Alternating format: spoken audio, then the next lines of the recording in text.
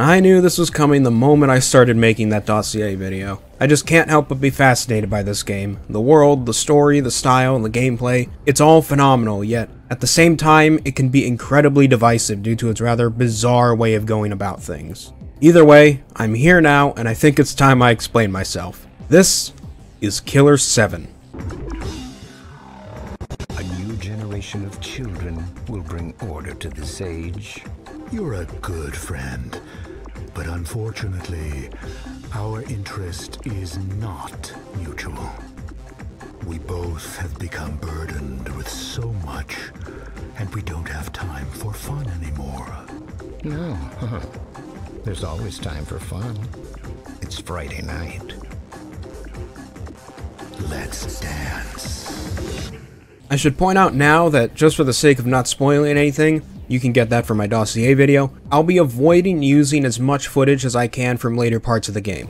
Again, this is just to avoid spoilers. Regardless, the first thing you'll likely notice in this game is the game's art style. Killer 7 was originally a part of what was called the Capcom 5, a collection of 5 Capcom games that were slated to release as exclusives for the GameCube back in the early 2000s. Killer 7 was up there alongside Resident Evil 4, Beautiful Joe, PN03, which remained exclusive forever, and Dead Phoenix, which never ended up releasing. Still, with Killer 7 being made by a fairly unknown company outside Japan, the company's founder, Goichi Suda, needed to make sure it stood out from the rest, and boy does it. Beautiful Joe may have gotten details out of cel shading, but Killer 7 takes it to a whole nother level. The lighting differences between even just basic angles is harsh, combined with the lower poly stiff movement of most characters, and the game manages to take the GameCube's graphical shortcomings and create a truly surreal looking experience out of it. The music isn't bad either. It can jump all over the place, but personally my favorite is the club music you hear while you're making your way to the next boss.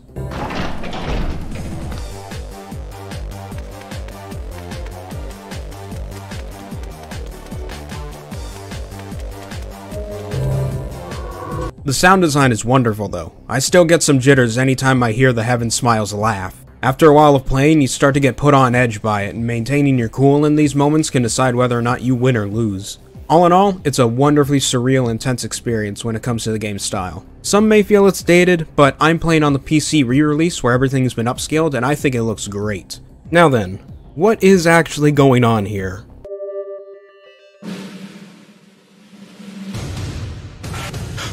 Wait, look at this. What is this? A bug in the system? No, sir, it's reading right. There's 200. What the hell? A country could disappear off the map. Do you have the impact point yet? Yes, sir.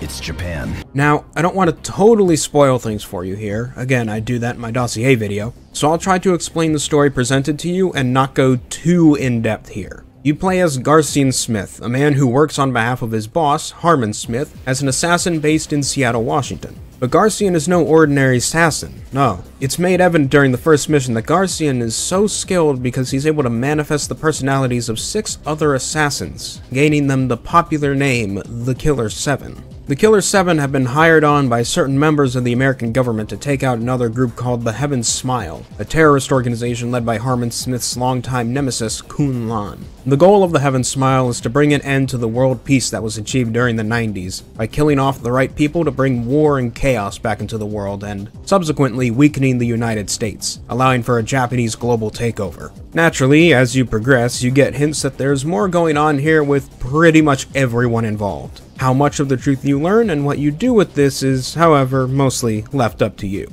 Now, let's get into the arguably most divisive part of this game.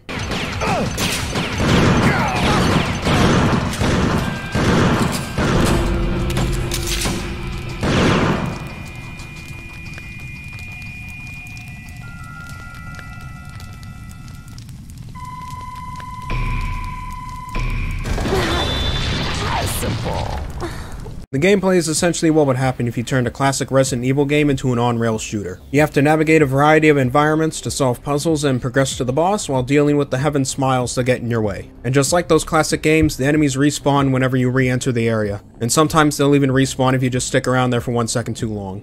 This is alright for the most part, but sometimes the design causes some issues, primarily in that occasionally I found the enemies respawning right on top of me and blowing up instantly. Oh, right, the enemies. So, like I said, you have to fight the Heaven Smile. They take the form of these weird, scraggly creatures that walk, run, crawl, or fly towards you, and you have to kill them before they reach you, because if they do, they explode and take some of your health with them. The way they're dealt with is by going into first-person view when you're not moving, scanning the area in front of you to fully reveal the invisible enemies, and then shooting. You can just shoot them wildly and most of them will go down, but that's not your best option for 2 reasons. 1, it'll take a lot more bullets to do them in, and yes, you do have to reload. And 2, not shooting their glowing yellow weak point will net you less blood than if you just hit them there and killed them instantly. It requires more precision, but it's safer and provides you with more blood. So, what is blood?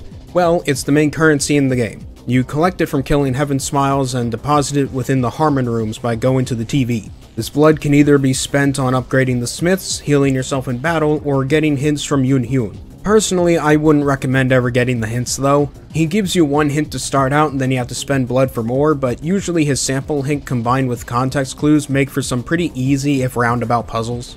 Going back to the smiths themselves, you usually start out a level with roughly 3 of the 6 available to swap between immediately.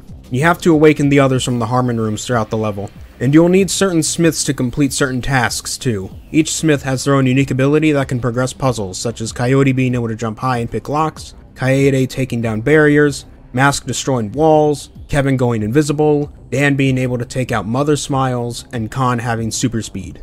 You will need these abilities to solve the various puzzles so you can collect the required soul shells that you need before you can progress to the boss. Now, I said 6 smiths specifically because Garcian isn't actually playable in the normal sense.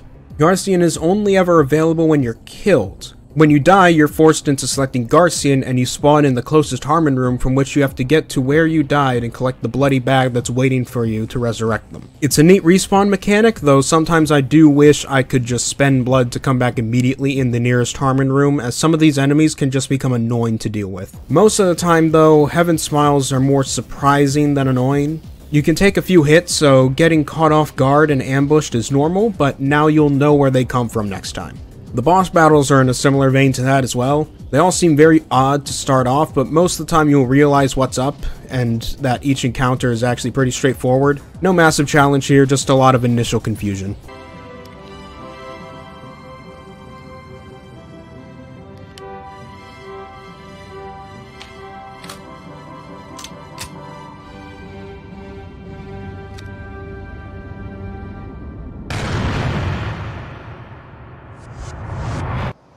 And really, that's how I could summarize Killer 7 in a way. Initial confusion followed by moments where it all clicks, and those moments where things come together is really what you're playing for. The tense and surreal atmosphere of each level only further motivates you to push forward and see what madness lies at the end, and whether or not you'll be able to make heads or tails of it. Personally, I love it. I'd likely put it somewhere in my top 10 games of all time, and I firmly believe more people need to experience it as well. So, go check it out. The PC port on Steam is really, really good. Highly recommended. This has been TheRatMan, and I will see you all later.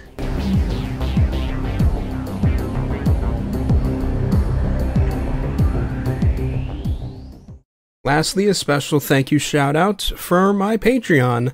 With $5 a month pledge is cupping my nuts to protect them from the nut decoupler. Thank you for the $5.